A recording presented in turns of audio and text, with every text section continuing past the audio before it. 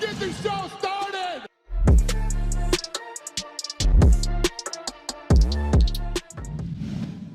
In today's video, Darren Till has been removed from the UFC rankings, Francis Ngannou responds to Jon Jones' recent comments, Joe Rogan reacts to Jake Paul's first boxing lesson, Daniel Cormier talks what's next for Jake Paul gets called out for not paying Tommy Fury an extra £4 million. Darren Till has been removed from the UFC's active roster. According to the Twitter account, UFC Roster Watch, 3 fighters have been removed from the roster, including the former title challenger, Darren Till. Along with Till, Zubaira Tukhugov and Jose Johnson were also removed from the roster. Till is on a 3-fight losing skid and suffered a 3rd-round submission loss to Dricus du Plessis back in December at UFC 282. Following the loss, he told Bruce Buffer he thought he tore his ACL again, and if that was the case, he would be sidelined for the foreseeable future. Prior to the loss to du Plessis, Till suffered a submission loss to Derek Brunson and a close decision loss to Robert Whittaker. The Brit is just 1-5 in his last 6 fights, with his lone win coming by split decision against Kelvin Gastelum. The other 2 losses were at welterweight, as he lost by KO to Jorge Masvidal and by submission to Tyron Woodley for the welterweight title. What do you guys think could be next for Darren Till? Leave your thoughts in the comments below. Francis Ngannou has responded to Jon Jones changing his tune about his contract negotiations with the UFC. The hope for the UFC was to make a fight between Ngannou and Jones, but it did not come to fruition as the heavyweight champ was firm in his negotiations and demands. With that, the UFC opted to release Ngannou and made Jones vs. Gane for the vacant heavyweight title. When that happened, Jones originally backed Ngannou for standing up against the UFC, but recently Bones has changed his tune, saying Ngannou left because he doesn't believe in himself.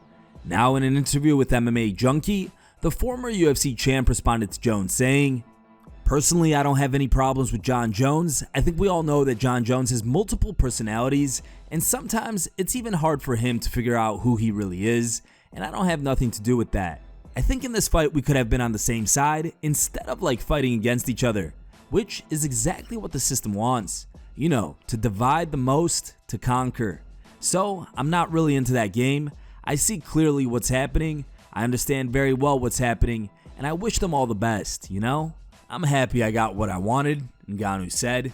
Hopefully they get what they want. Hopefully he'll end up at peace with whatever he has that changed his mind. But I'm good, man. I don't have the time to spend on drama. I just have a beautiful future ahead of me, and I'm going to be focused on that and be grateful for what life has offered me. Tommy Fury vowed to defeat Jake Paul's undefeated boxing record on Sunday, and he achieved that goal against his rival in Saudi Arabia.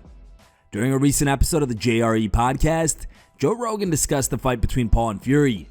Despite the loss, Rogan praised the YouTuber for his boxing skills and called him a legitimate boxer. Here's the clip. Did you watch the Paul Fury fight yesterday? Yes, I did. Yeah. What'd you think? I thought it was a very good fight. Yeah. And it confirmed 2 things that I've been saying for a long time. One, Jake Paul is 100% legit. People that think he's not legit, he's conning you. He's conning you with his antics. He's conning you with his online persona and the shit talking and the marketing. But if you didn't have any of that, and me as an analyst, that's one of my jobs. I analyze mixed martial arts. I'm not a boxing analyst, but I understand it. Right. When I watch him move around, it's 100% legit. When I saw him knock out Tyron Woodley, I'm like, that is a fucking dangerous man. Yeah. 100%. Yeah, I was watching it illegally on a phone. Why don't you pay for it, you fucking shit? I didn't know, because I ran out of money. Jake Paul suffered the first loss of his boxing career on Sunday in Riyadh, Saudi Arabia by losing a split decision against Tommy Fury. While speaking on the most recent episode of the DC and RC show, Daniel Cormier reacted to Jake Paul's loss and said that Jake is such a big draw that this loss won't hurt his career. Here's the clip. We have spoken about this about MMA.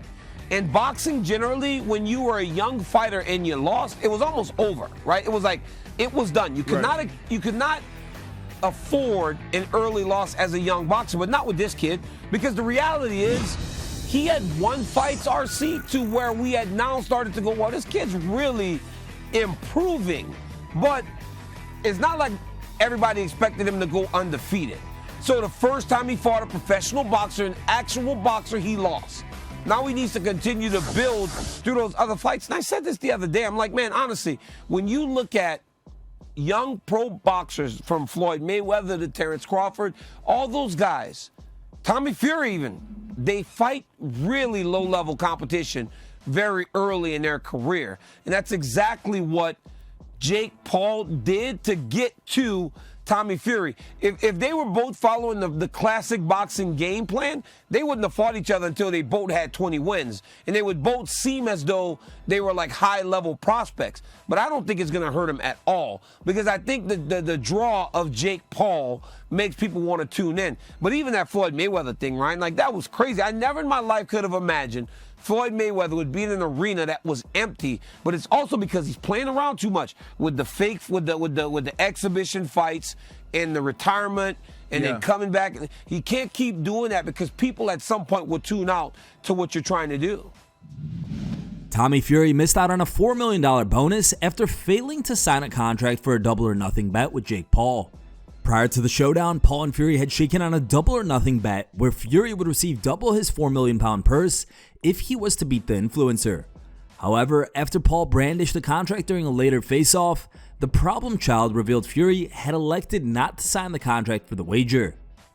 However, pro boxer Derek Chisora believes that Jake should still pay the extra $4 million to Tommy. I was driving and I thought about something. You know, when we were on the stage in Saudi for this fight, Tommy and Jake shook on the bet and they shook hands. And I got the contract. So I think Tommy should get money off Jake Paul, or else I'm gonna leak the contract out. I got it. A bet is a bet. They shook hands on it. You don't need the contract. You don't need anything. Man to man, if you shake hands, you pay the man you shook hands with.